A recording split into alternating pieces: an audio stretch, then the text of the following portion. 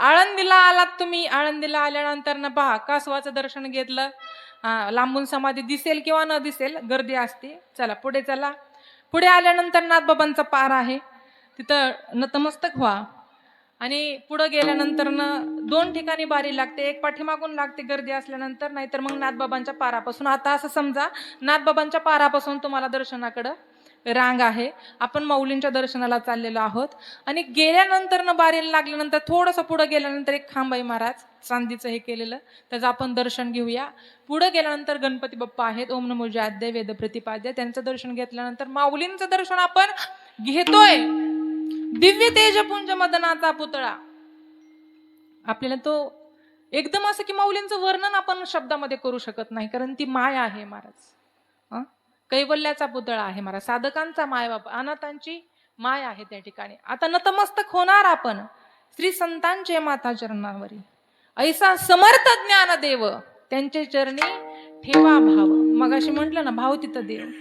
अरे त्याला माऊली या नात्याने जरा बघितलं ना तर ती माय आहे महाराज, आपली आई आहे. तर उदार अंतकरणाने शरण गेलं पाहिजे. दर्शन घेतलं, काय मागायचं ते मागा किंवा न मागा. आणि बाहेर आलेलो आहोत. आल्यानंतर आदिशक्ती मुक्ताबाईंचं दर्शन घेतलं.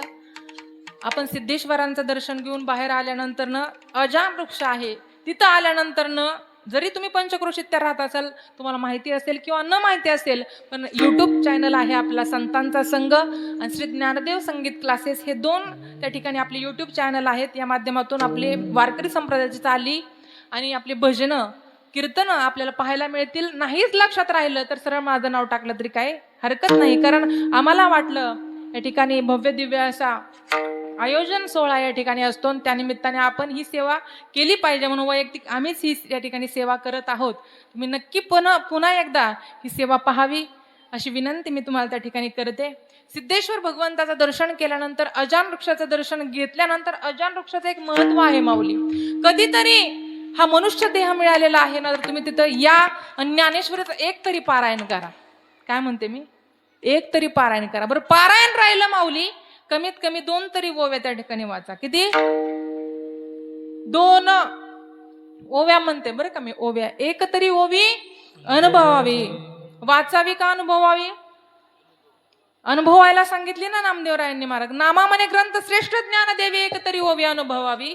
महाराज त्याचं फल असं आहे की एखाद्याला नसन ज्ञानेश्वरी वाचता आली, नुसतं बोट जरी फिरवलं तर ती ज्ञानेश्वरी तुमचं बोट कधीच सोडणार ते हे माय ज्ञानेश्वरी. तुमची मनातली जी काही इच्छा असेल ते पूर्णत्वाकडे माझ्या माऊलीत नेल्याशिवाय राहणार नाही. फक्त अजान वृक्षाखाली एक मनोभावे पारायण करा महाराज. त्या झाडाचं त्या ठिकाणी महत्व आहे महाराज, कारण ती मुळी साधे सोधे नसून माझ्या ज्ञानोबारांच्या कंठाला लागलेली मुळी आहे. अशा या वृक्षाचं दर्शन करून आपण सुवर्ण पिंपळाकडे आलेलो आहोत. प्रदक्षिणा घालून पुन्हा कासवापर्यंत आलो.